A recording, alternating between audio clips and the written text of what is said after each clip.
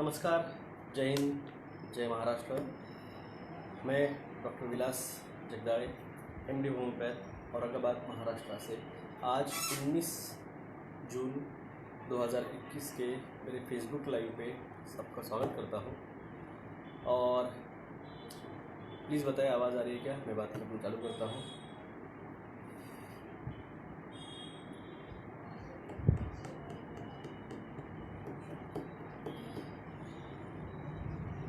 Hello, how are you? I am fine, Ranjit ji. Good morning जरूर जी। आवाज़ आ रही है? Morning Anil ji. Sound okay, thank you for Ranjit ji. तो देखिए दोस्तों, मैंने 2 दिन पहले एक पोस्ट किया था FB पे, do not be double standard. अगर आप महामारी को एक्सेप्ट करते हो, अगर ये आप एक्सेप्ट करते हो कि डाइट प्लान महामारी के पेशेंट को ठीक करता है, तो इसका मतलब आप एक्सेप्ट कर चुके हो महामारी है। अगर आप महामारी एक्सेप्ट करते हो तो आप RT-PCR का जो टेस्टिंग रिपोर्ट है और जो स्कैन की रिपोर्ट है उसको आप एक्सेप्ट करते हो, तो इसका मतलब आप RT-PCR को भी एक्सेप्ट करते हो, आप एंटीबॉडीज़ को भी एक्सेप्ट करते हो। अगर आप इन सारी चीज़ों को एक्सेप्ट करते हो तो फिर आप क्यों कहते हो कि LC मत लगाओ, लॉकडाउन मत लगाओ? आप क्यों कहते हो सोशल डिस्टेंसिंग मत करो? आप क्यों कहते हो फिर मास्क मत पहनो? क्योंकि आप महामारी को एक्सेप्ट कर रहे हो। अब महामारी जब आपने एक्सेप्ट किया है तो फिर आपको प्रशासन के और गवर्नमेंट के प्रोटोकॉल को भी एक्सेप्ट करना चाहिए। फिर तो आपने महामारी है तो उससे बचने का जो टीका है उसको भी एक्सेप्ट करना चाहिए। नहीं तो जो मेरा स्टैंड है, ये महामारी नहीं है, ये 5G टेस्टिंग एंड ट्रायल है। जो भी पेशेंट निकल रहे हैं वो इलेक्ट्रोमैग्नेटिक फ्रिक्वेंसी से होने वाले अल्वियोल और ब्रोंकाई में जो चेंजेस होते हैं EMF की वजह से, वो रेडिएशनल न्यूमोनिया का आपका जो सिम्टम्स है वो है। RT-PCR और टेस्टिंग किट 2017 में खरीद के रखे, इसलिए वो फेक है। जब सब कुछ फेक है तो वायरस भी फेक है, सोशल डिस्टेंसिंग भी फेक है, मास्क की भी ज़रूरत नहीं है और टीके की भी ज़रूरत नहीं है। ये स्टैंड 2 अलग अलग है। आप महामारी को एक्सेप्ट करते हो, डाइट प्लान से ठीक होने की बात करते हो, तो आप एक्सेप्ट करना चाहिए टीका भी और सारी चीज़ें और LC भी। और हम कहते हैं कि नहीं, ये 5G है, वायरस नहीं, ना कोई बीमारी है, ये सब टेस्टिंग एंड ट्रायल चल रहे हैं 5G के। आप लोगों को यकीन नहीं आ रहा है? चलो आज की मेरी रीडिंग दिखाता हूँ। कल की मैंने रीडिंग मेरी मराठी वीडियो में दिखाई थी मैंने। ये रीडिंग पिछले 1 महीने से 0.35, 0.4, 0.5 के आसपास जारी, जो आपने देखा था। आज भी रीडिंग जो है वो बहुत कम चल रही है। कल ये रीडिंग 0.95, 1.3 पे चल रहा था आफ्टरनून में, और आज अभी भी ये 25, 0.25, 0.27 पे चल रहा है। मगर कल का जो न्यूज़पेपर है, कल के न्यूज़पेपर की न्यूज़ में आपको दिखाता हूँ। आप लोग मैंने कहा ना, लोगों को मैंने खाना परोसा आपके सामने, आप खाने के लिए उसको हाथ नहीं बढ़ा रहे हो। आप अभी भी मेन स्ट्रीम मीडिया पे ही बैठे हुए, अपना खुद का क्या न्यूज़ है? रिलायन्स जिओ एयरटेल 5G चाचणी सुरू, 6 महिने चालणार। ये कल का न्यूज़पेपर है, शुक्रवार 18 जून 2021 का। उसके ही बाजू में एक न्यूज़ है, पहली इलेक्ट्रिक फ्लाइंग रेसिंग कार से चाचणी यशस्वी, पायलट ने बाहरून नियंत्रण। ये न्यूज़ मैंने ट्वीट किया था लास्ट वीक। अगर आपको याद होगा तो मैंने ये लास्ट वीक ट्वीट भी की थी ये पोस्ट, और ये पोस्ट मैंने लास्ट वीक फेसबुक पे भी डाली थी।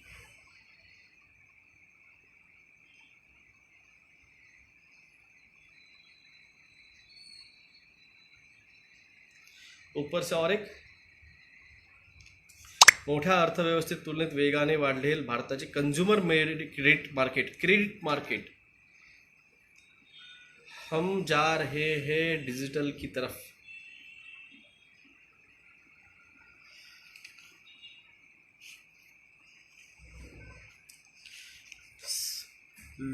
कोरोना महामारी से, लॉकडाउन की वजह से एयरलाइंस पूरे नुकसान में। विदेशी चलन भंडार विक्रमी पातळी पे। इंपोर्ट एक्सपोर्ट के लिए पैसा नहीं रहा भारत के पास। हाँ, तो आप द फ्यूचर इज नाउ की तरफ जा रहे हो।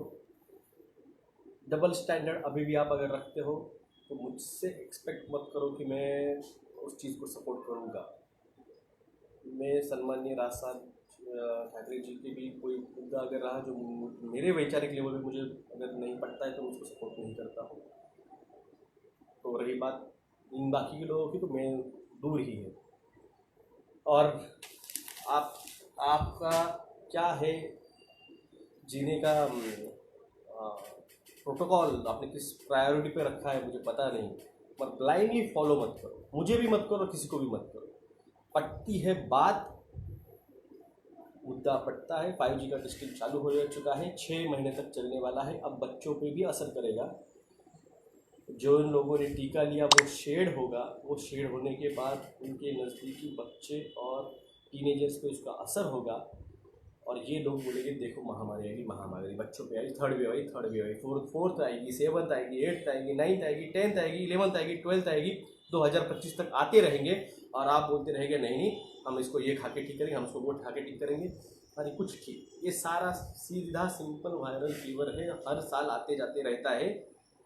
आप इसको विरोध नहीं करोगे तो टीके से विरोध करने को आपका कोई अधिकार नहीं है।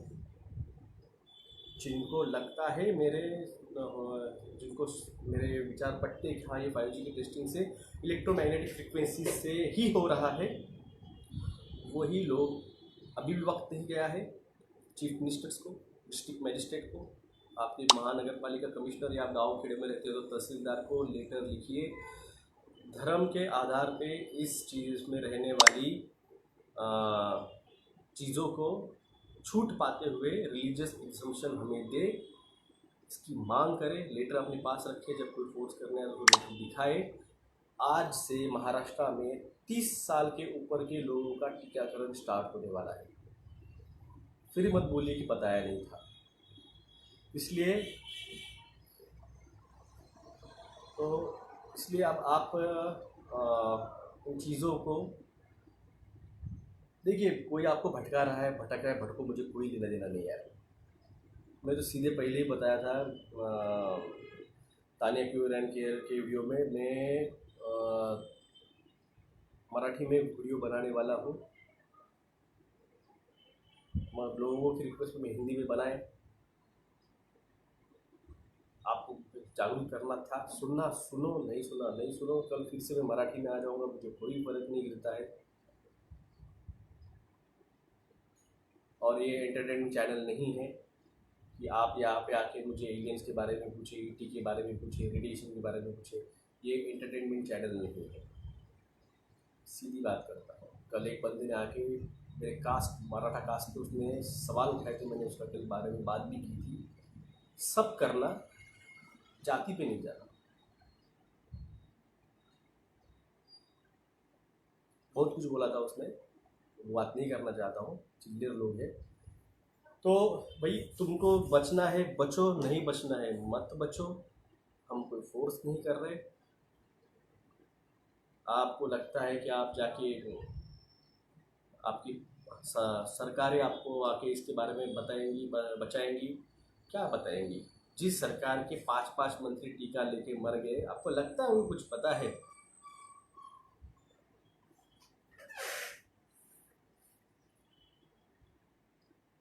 तो छोड़ दीजिए। आज बीजेपी है, कल कांग्रेस आएगी। कांग्रेस क्या, बीजेपी क्या?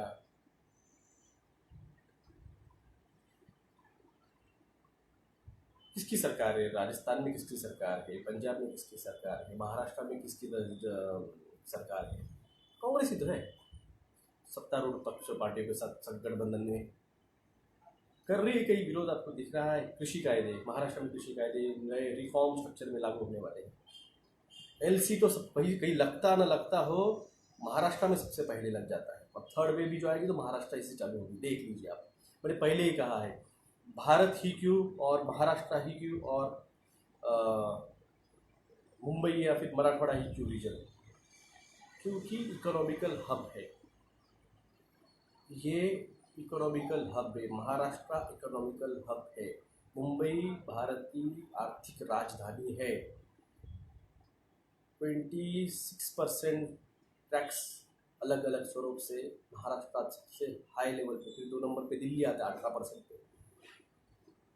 अगर भारत की कमर तोड़नी है, भारत को द ग्रेट रिसेट में डालना है, तो महाराष्ट्र की कमर तोड़ डालो। महाराष्ट्र के पब्लिक का, महाराष्ट्र के किसानों का कमर तोड़ डालो, उनका रीढ़ की हड्डी तोड़ डालो। ऑटोमेटिक आप भारत को इकोनॉमिकल द ग्रेट रिसेट में लेके जाओगे। तो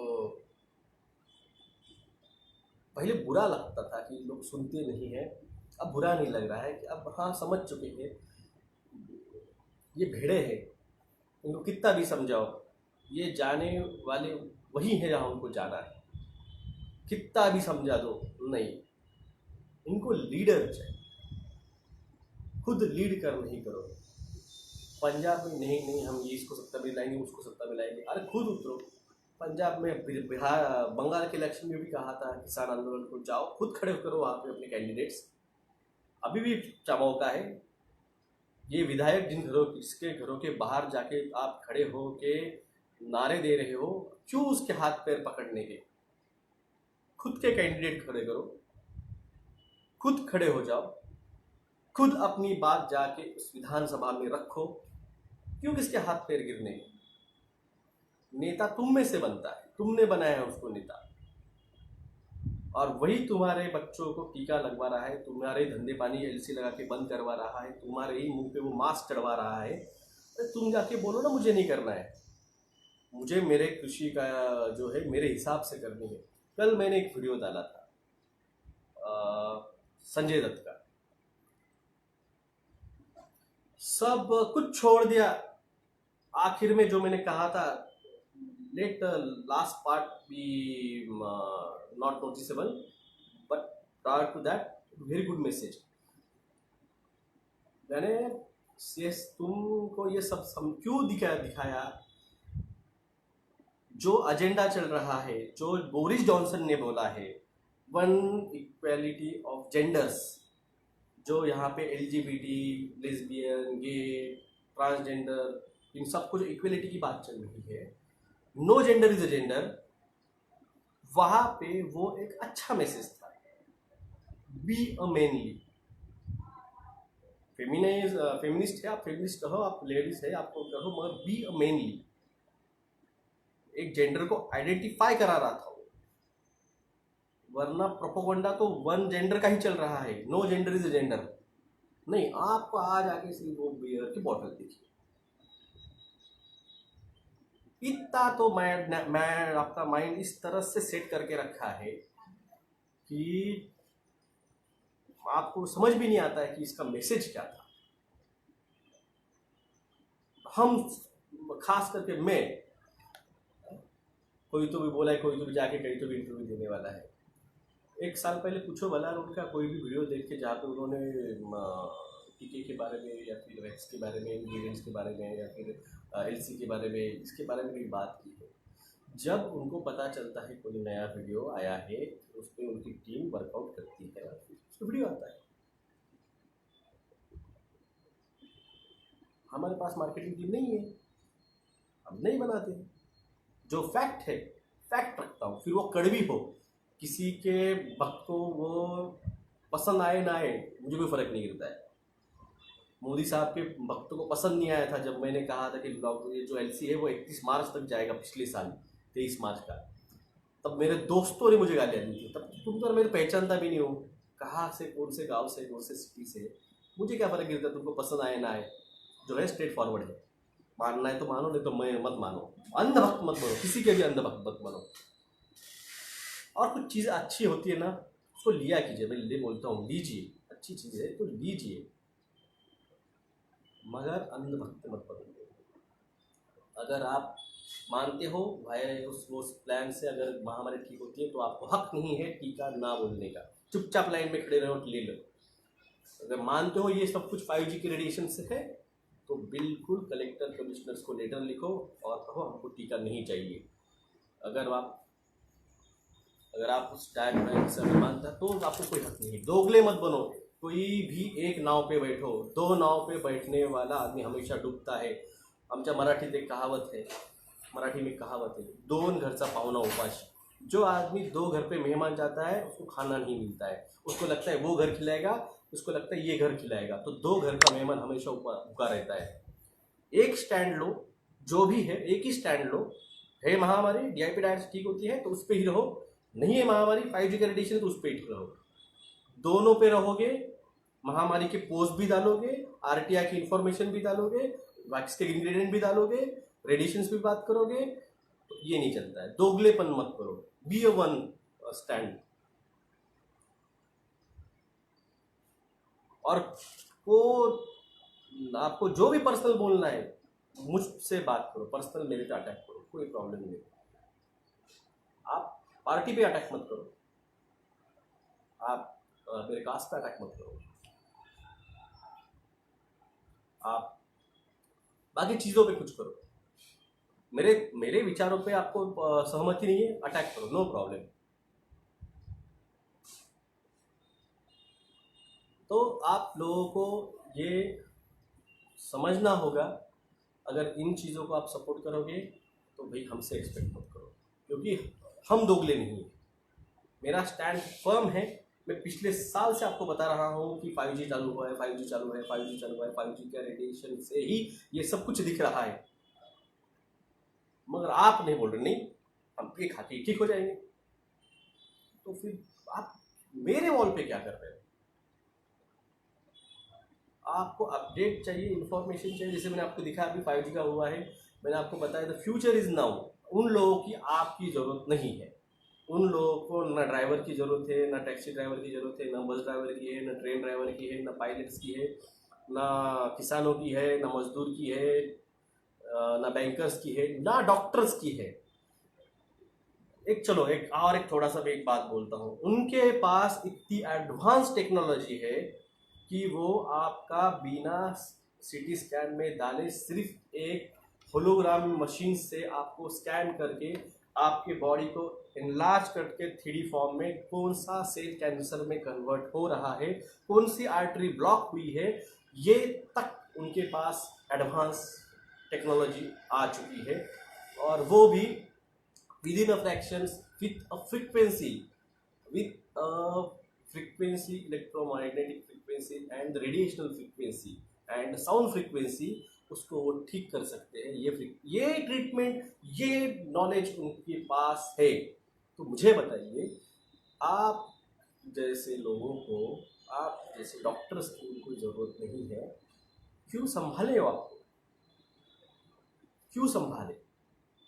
आज ही मैंने आपको अभी दिखाया ना रिपोर्ट, विदाउट पायलट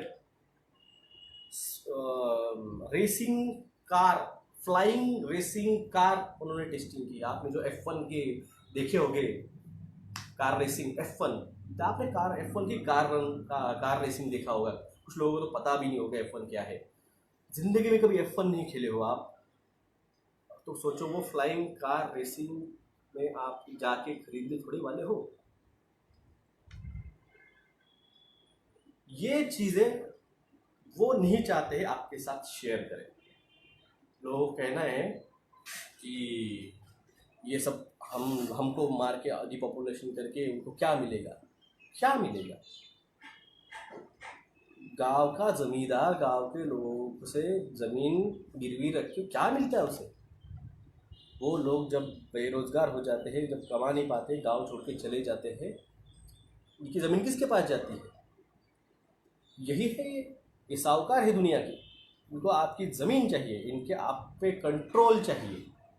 ये कंट्रोल किस तरह से आएगा? आपकी हवा, आपका पानी, आपकी इलेक्ट्रिसिटी, आपका एजुकेशन सिस्टम, इन सब पे जब कंट्रोल करेंगे तभी तो आप पे कंट्रोल होगा। तो be ready to go in slavery. बहरों के आगे बीन बजाना कोई मतलब नहीं आता है। सरकारी नौकरियां नहीं रहेगी। प्रीतम कुमार, चल सुन ले भाई, 90% सरकारी नौकरियां 2025 तक चली जाएगी। सारे कंपनी को प्राइवेटाइजेशन होने वाला है। आईटी कंपनी वाले, जो तुम्हारा भी सुन लो, आईटी कंपनी तुम्हारा भी 80% जॉब अगले 3 साल में जाने वाला है। और कौन है, किसको सवाल है? एजुकेशन सिस्टम भी खत्म होने वाली है। सब कुछ IT, work from home, school from home रहने वाला है। वो नहीं रहना। स्पोर्ट्स वालों जो है आज तक का तुम्हारा है, बाद में सब वर्चुअल स्पोर्ट्स आने वाले हैं। तो फिजिकल स्पोर्ट्स का भी कुछ इतना बड़ा करियर नहीं दिखता है। और कोई है जिसको पूछना है? नेविगेशन सिस्टम, पायलट्स एंड उससे रिलेटेड जो भी है, क्योंकि अभी आज की न्यूज़ है, मैंने अभी दिखाई थी, कल की न्यूज़ है, कोरोना के दूसरे लहर में सभी एयरलाइंस तोटे में। तो एयरलाइन सिस्टम भी ख़त्म होने वाली है। सब कुछ आर्टिफिशियल इंटेलिजेंस आने वाले हैं, रोबोटिक सिस्टम से रहेगी, सब कुछ control by the navigation AI, artificial intelligence. और लॉन्ग डिस्टेंस फ्लाइट्स बहुत कम रहने वाली है। और वो भी जो रहेगी वो लिमिटेड एक्सेस में रहेगी, जो उन्होंने टीका लिया है। कमलेश शौकिया जी, एलियंस के बारे में एंटरटेनमेंट के लिए प्लीज़ अभी संपर्क ना करें। वो एंटरटेनमेंट हम 2021 के बाद करने वाले हैं। साइबर अटैक होगा, अगले महीने में होगा। तो हो गया सब कुछ एंटरटेनमेंट करके, जाइए चाय बिस्किट खाइए, सो जाइए।